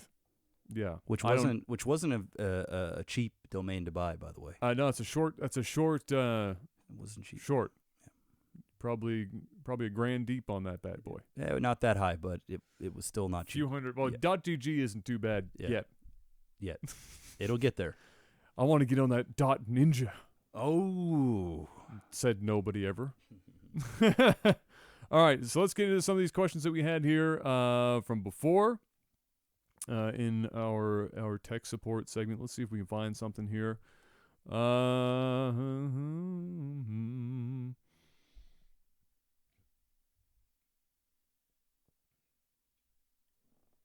What? Okay, I don't know if I have an answer to this, but maybe you do. Mm-hmm. This comes in from Captain Jan Egern. Definitely. Or Captain. I'm fucking that up no matter how we slice it. Pretty much brand new. $10 current, Thank you, $10 sir. lifetime. Thank you. Welcome and thank you. What is the weirdest gaming peripheral you have ever seen? And the follow-up is the weirdest gaming peripheral that you've actually liked to use. The weirdest gaming peripheral that I've ever seen. I actually don't know. I do know the weirdest one that I've used and enjoyed, and that would be the mouse with the ball with the thumb. Oh. So yeah, you used to have a trackball mouse. Trackball mouse. Ages and ages and I used to play Brood War with ago. that shit, and I was a god with fucking moving around. I don't even know. I'm surprised I don't have carpal tunnel from that alone, because, I mean, fuck, my thumb game was strong, dude. If I was finger banging chicks with my thumb, whoo! 10 out of 10. Endurance for days. Oh, they were coming as soon as I went in there, because that shit was doing things that you didn't even know was You're not possible doing it with your anymore. thumb. No, hell no. No. Fuck no. I do that enough, and shit cramps up. Surprised I don't have carpal tunnel, though, man. Mechanical keyboards helps because easier. But I mean, the amount of hours I've played in StarCraft and moving repetitive around, stress injuries and stuff. Jeez, man. Yeah, it's lucky you haven't. But yeah, that's probably the weirdest thing that I've ever used that I enjoyed. I would never use it now, but it's definitely. As for like the weirdest thing I've ever seen, I don't know. I don't really see that many weird things.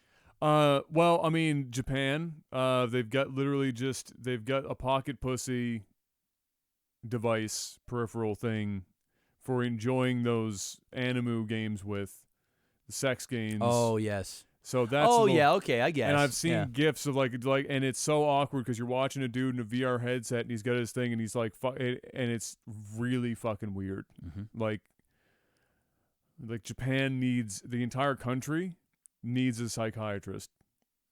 At the same time, group session. Yeah, everyone sit down. Japan, look. You know, it's weird. It's like if you took a bunch of rednecks, right? That never watched TV or just they only had 3 channels. They only had 3 channels, and it was like football, the Weather Channel, and like Fox News, and like and Fox News, Fox and Friends, and that was the show. And all they did was fuck their cousins. And just did weird things, like, and drank a lot. Yeah. And if you could just be a fly on the wall through their sex sessions, and which just I'd rather like, not. Yeah, it'd be terrible. But I can just imagine it'd be some weird shit. Like you're just watching like human instinctive things happening, but at the same time in their weird demented brain, they're doing their own thing too. It's kind of like watching the guy who's in junior high, the dance on the wall, finally getting up the nerve and then trying to dance. And in his mind, everything's going well. But it's not. But it's not. You're looking at it from the outside going, what is that? Yes, that is like Japan. Yes. In their sexuality, like the things they do with like weird hotels that they have and fucking like just weird shit, and it's very like sex driven. It's like, you know what? The entirety of Japan is if the entire country was put in a like strict, Orthodox Catholic school all the way up through until they were like 30,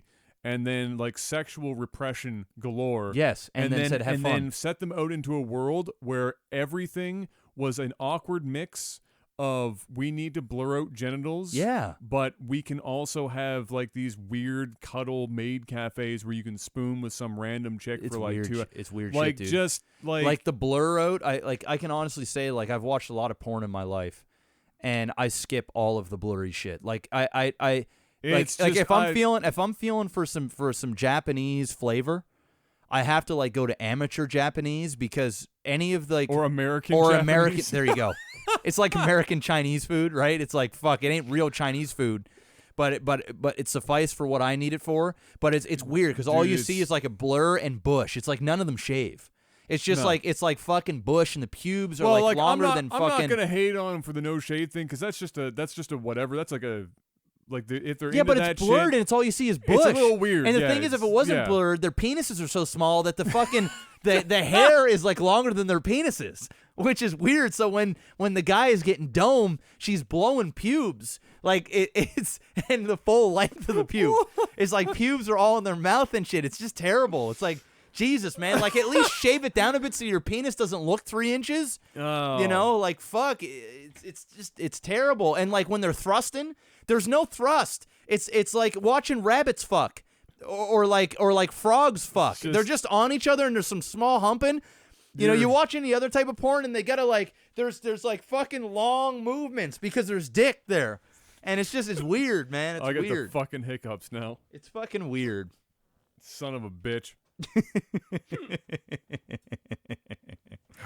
So I don't even know how we got there, but anyway, weird do I. peripherals. There, But now, that's it. But now Yeah. I've got There it the hiccups. Yeah. As far as what the weirdest that I've like actually enjoyed using, oh my god, I'm gonna hold my breath while you're answering the next question. Yeah, fuck. I don't know if I've used any like really crazy weird oh my god, peripherals. So I don't know. I'm not into the pocket pussy game, I can tell you that much. No. I'm not into the VR headset stuff. I'm not a trackball I gotta guy. be honest. Okay, I gotta ask a question. Are you gonna ask me if I had the opportunity? If you had the opportunity, right, and be truthful, right? Say your woman is out. She's out of town. She's gone home to visit family, and it's lonely. Your roommates are not home. They're gone to a cottage for the weekend, and a package shows up at your door that you mistakenly You like drunkenly bought on Amazon? Yeah, that just whatever. You were interested in seeing the fuckery that is these weird sex peripherals, and you accidentally ordered it, and you said, well, if it shows up, it shows up. It shows up. You haven't had any dome in a while. You see this little sex machine. It's sitting there. You poke the pussy lips on it. It's like weird, like it's fuckable. It's like bags of sand. It's not gonna hurt you by any means. And you know what? You're gonna get your money back regardless. Once. You may as well, and you have the option. You have the option to at least test it before you. Once, and then I burn it. Yeah. So you once. But when you do just so that I said I've done it. Do you go ham on it? Like, do you fuck the shit out of this thing, or is it just No, like a because it's gonna be morning awkward. sideways sex? It's gonna you be, just go. It's gonna be awkward as fuck. Because, like, unless you're already into this shit, it's gonna be awkward. It's weird. Yeah, it's weird. But curiosity is gonna get you there anyway. Mm-hmm. And you do it once. Now, what happens if it feels good? Then what happens if it's a good time? Well, it's probably not going to be an awful time. There's a reason sex toys sell. Yes. However, it would be way too fucking weird for me. Like, just once. Yeah. Once for the story, Yeah. right? That you Yeah. only tell when everyone's hammered and it's just the boys. Oh, I tell it right on this podcast. Yeah, just if I'm gonna whatever. be, you know what, guys? Hey, you know what? There might be, you know what? This Christmas season, Yeah. I might set a little dono goal, and I might buy myself one of these things and give an honest review. Yep. For you guys here on the podcast, and I'm will- gonna be I will- honest. I'm I gonna be will- honest with you. Yeah. If I got one, I'd fuck the shit out of that thing.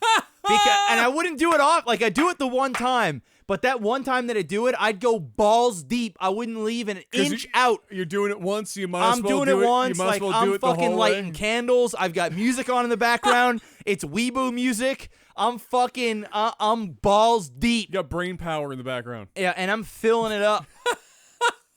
And I'm telling you right now, and I'm giving an honest review. I'm going in on it.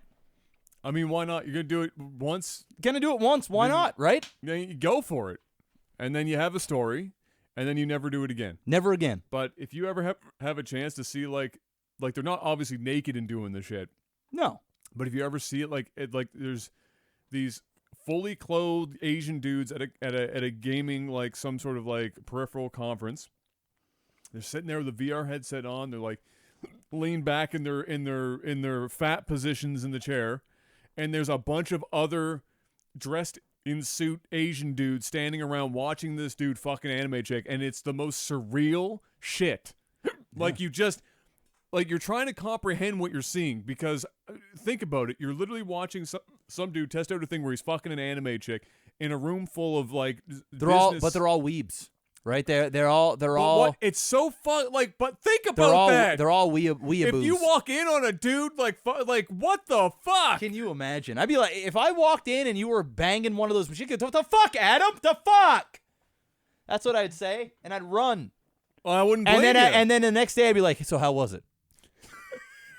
Did you clean that thoroughly? Because I want to take that bitch for a rip. On the low, can I give her a go? Yeah. Clean it out first, Adam. No, clean it out. Fuck that. No, but once. I would do it once. Well, I wouldn't spend money on it. Oh, hell no. But and once. I bet you they ain't cheap either. Guaranteed not. They ain't cheap. Not a chance. Just the shipping on those damn things would cost you a fair amount of money. Oh, my God. But yeah, Japan, go see a psychiatrist. Honest to God, you're creeping everyone out. It's weird. Let's see here. I could get rid of these hiccups.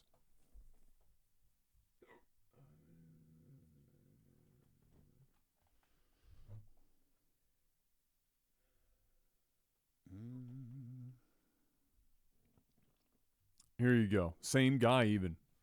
I'm interested. What do you got? Organic food, yay or nay? And why? I'm now going to hold my breath and try not to die. You know, I'm for organic foods. I like the concept of it. Listen, if I can eat fresh foods that don't have GMOs, and I'm not eating steroided, tomatoes or whatever, I'm not going to complain about that. Problem is I'm never going to go out of my way to go to one of these specialty stores and spend two or three times the amount of money for the same product just to say I'm not eating pesticides or something, which I've been eating my whole life. Not saying that I shouldn't try and stop, but they don't make it easy. And there's a reason why they don't make it easy, is because it's not the cheap stuff, and it's done legit. And, Walmart is not going and buying non-GMO food. That's just not how they get all the garbage in bulk, and that's just the show. So, yeah, I'm for it. I don't hate on people that are like, I only shop at GMO. Like, I get that. I'm not like you're a fucking hipster douche.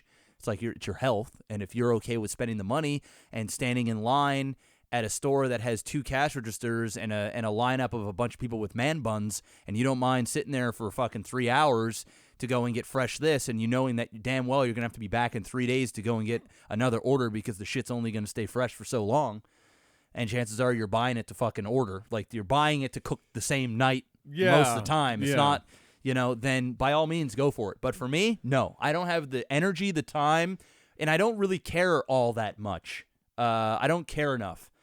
Now, if it gets to the point where my food starts tasting like shit and I can't enjoy it, which there are some times where that does happen, but it's rare for ingredients, then I might go the extra mile. But I'm not one of those guys. It's like people that are like vegans. It's just like, you know what, I get it, but no, it's not for me. I'm not about to, no, I'm sorry. Can't do it. If you do it, cool. It's not for me. I'm still not rid of these damn hiccups. I've been holding my breath. I still can't get rid of the damn things.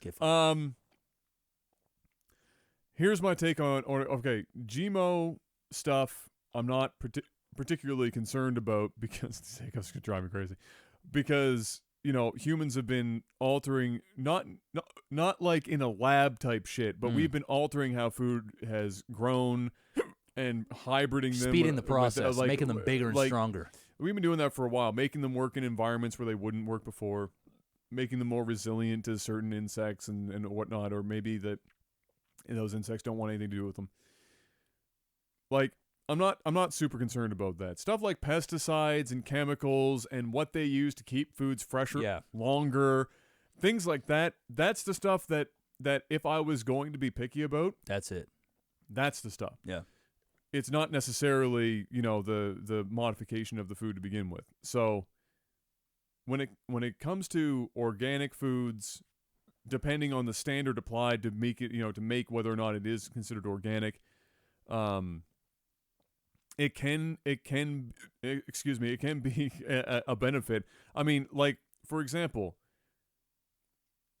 I think the one that a lot of people side with, or not side with, but they'll use as an example is like the tomato. You get a modified, crossbred with a mastodon potato or tomato. Mm-hmm. It'll fill my fucking big ass hand. You use 17 sandwiches, one tomato.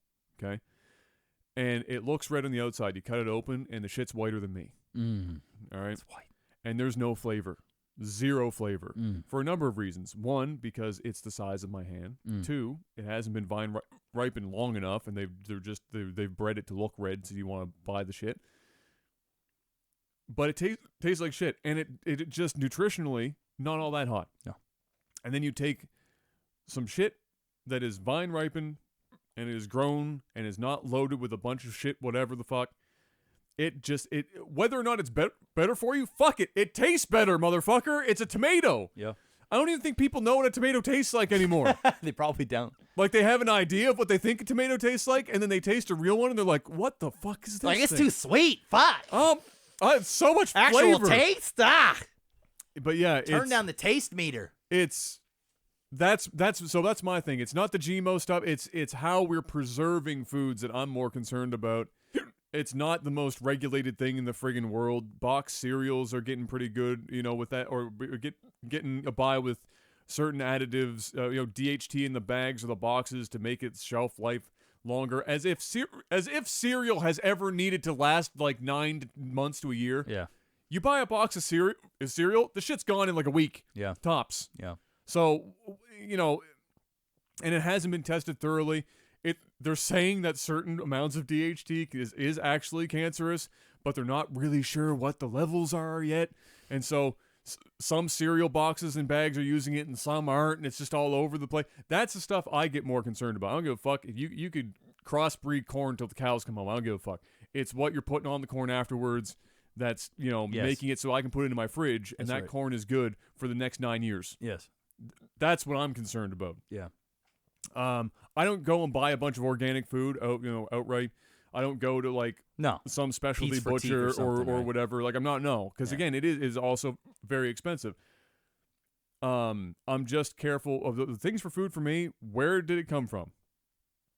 If it's from Mexico or Canada, that's being bought first over the States. No offense, America, but your food standards are not great. So those two take priority.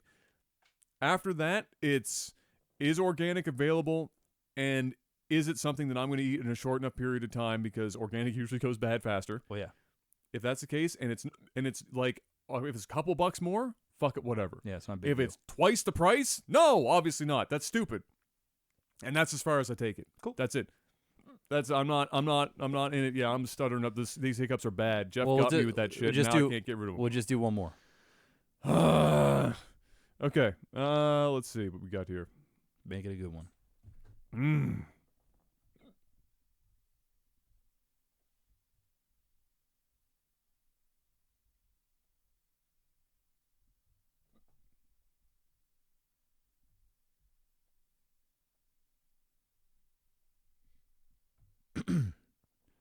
Find anything?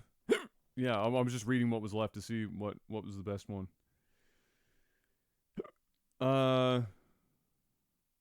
Okay. This comes in from your favorite, pulsating, ripe, developing titties. Okay. I love it. All right. Who is at this point in the game a $30 lifetime supporter, Thank you, sir. or madam.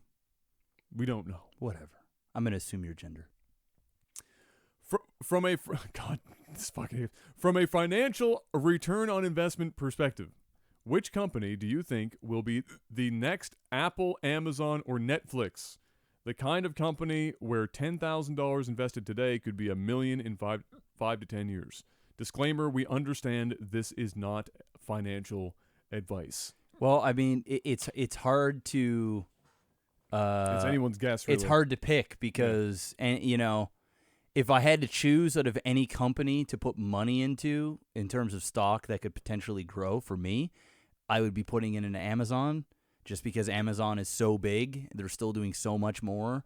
I do use something like Twitch a hell of a lot, so I know their products very well. I can see the vision that it could be even bigger, even more of a household thing. But in terms of trying to find the next one, well, that's the golden question. I mean, whoever fucking, if I knew the answer, And my there's a money new- would be in. There's a new multi-million-dollar like Y Combinator startup every 5 days, Yeah. in Silicon Valley. So Yeah. like you take your pick of those and Yeah. then gamble, Yeah. right? I think the more pertinent question is what industry is the next big thing going to happen in? Yeah. Oh, that's a good You know, question. that's more. Yeah, that's probably the better question. Yeah, it's not as specific. It's not specific. So what is the industry that's going to be the next big turnaround for? Honestly, investment? I'm gonna be in with the on demand stuff, like the video on demand. I think that's gonna change the game. I think cables coming out is gonna be out of the tubes, like traditional cable stuff. Everything's gonna be like pick what you want. Same with Netflix. Same with all these other streaming services. I think everything is going to be sort of on demand. So I'm going with the entertainment business. So whether that, I don't know if you could peg a company towards that, whether it's Netflix, because Netflix has boomed too. I mean, that shit is gone. I know their stock is gone. Well, Fucking. I said other than it being, he said he listed Netflix. So Oh, if you okay. had somebody other than that, like something other than a Netflix situation. Oh, okay, But yeah. that is, I mean, it's already pretty big. There's obviously another wave of a boom that can happen in that industry. Yeah. Yeah. I'm not. Usually it's, in order to figure it out, it's something that there's a problem being solved right now, but it's just not being done by any particularly huge company that in a way that is mass marketable. So right now, streaming entertainment of any kind is the thing. Yeah. Netflix is there, Microsoft is there, Google is there. Twitch. Twitch is Amazon. is That's why I is said Twitch. Amazon, just because Amazon's just already so huge. It's already there, I yeah. even think the way that they deliver product is going to be like even better in years. Like it's already gotten really good, but I think shit's just going to get Amazon for me. But the problem is with Amazon, and the reason why I don't have money in Amazon stocks is because I feel as though I'm already late to the party. Like, Well, if I'm buying a stock at whatever, fucking several $100s or whatever the hell it's Yeah. at, it's like shit. I mean, even if say I don't know what the stock price is, but say it's even at $300, It'd have to double. it'd have to double before you 2x your money, right? So it's like shit. Wait, double before you 2x your money makes a lot of sense. But what, it's got to go from 300 to 600. It's got to double in value. But it's got to double in value before you make any like appreciable money. Some sizable cash. Yeah, right? yeah. And that could take a long time. All right. Or it could be short. You never know. But still. I think. What do you think, Tesla? I've got no. I think it's whoever comes up after Tesla. And that's quite a long ways away. I think Tesla's the precursor. I think Tesla is the whipping pole for the standard industries but will ride it out as long as they can, and then somebody else is going to come along, and when Tesla's already taken all the heat. Yeah. And then that company Somebody's gonna will come in be and be like, okay, the one. this is the mistakes Tesla made. Exactly. This is what I'm not doing. Or it's not even that they're making mistakes necessarily, because it's not like Tesla's making huge missteps necessarily, in that regard. But in terms of, oh my God, in terms of the fossil fuels industry and the people in the game right now, the Tesla's doing they're all the holding them hard, down. doing all the hard labor. Yeah, and they're sitting there going, they're trying to shut Tesla out. They're coming up with everything they can. Oh my God, Elon Musk smoked a joint. Holy shit, the end of the world. So I think Tesla's the whipping pole, and then somebody else comes along later on. I think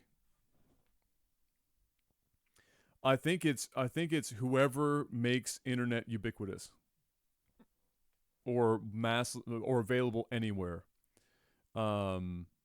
I think that's it, which would be like a 5G scenario. Yeah.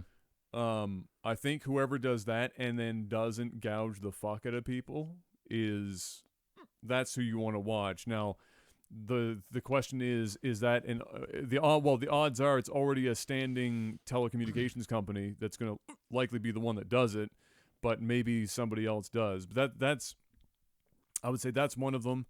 And I think the long shot one that I don't know if you could even get into yet. I think education's going to be one in our lifetime that has a boom sector in it, but non-traditional education. It'll be in a more open kind of environment. It will be an a la carte education provider. I think that's going to come along eventually because education's too expensive. It's getting more expensive. Yeah. It's something that we still need to have. Yeah. In order to, especially with jobs becoming more and more complicated. So like on demand education, where you're like, that's what I mean about a la carte. Yeah. So like you pick and choose. I want this, and then have those processes in place instead of relying on 300-year-old institutions that are kind of fucking the system up. And we know that the traditional education system has failed us fucking miserably. So I think that's a big problem. I think whoever solves that is going to do well. It's going to do very well. It's going to do very well. And then I think the long third shot is whoever solves my fucking hiccups. I will pay millions of dollars right now. There you go. Oh my God. But yeah, so that's those would be my things. 5G, but it's 5G and education. It's so tough to know. Like these are just they're just theories. Impossible. That's impossible to know because if you knew blockchain holy shit, you could you could still be the guy holding out for 100K Bitcoin. Listen, you could do it could be something as small as somebody who changes the roads and snow doesn't stay on Somebody pavement, comes up right? with a financially feasible way to have auto melts heaters built into the pavement. Yeah, like it could be. I don't know. You never know what it could be, right? It could just be really anything, right? So who knows? Yeah, for sure. That's that's it. Well, ladies and gentlemen, as much as I'd like to stick around and hiccup into this microphone and piss everyone off listening for a longer period of time, that is going to be it for this Technical Alpha podcast. Thank you once again for coming by and watching or listening at home. It means a lot to us. If you want to join us in a more direct way, you can head on over to patreon.com/technicalalpha. You can support us there. The page is going to change in the not too distant future. Yep. It will be updated with slightly different tiers with different rewards and more content coming. You just got to give us time to get there, but that is something you can keep an eye on. Until we see you guys next week, and hopefully by then I'll get rid of these hiccups. Have a good one, and peace.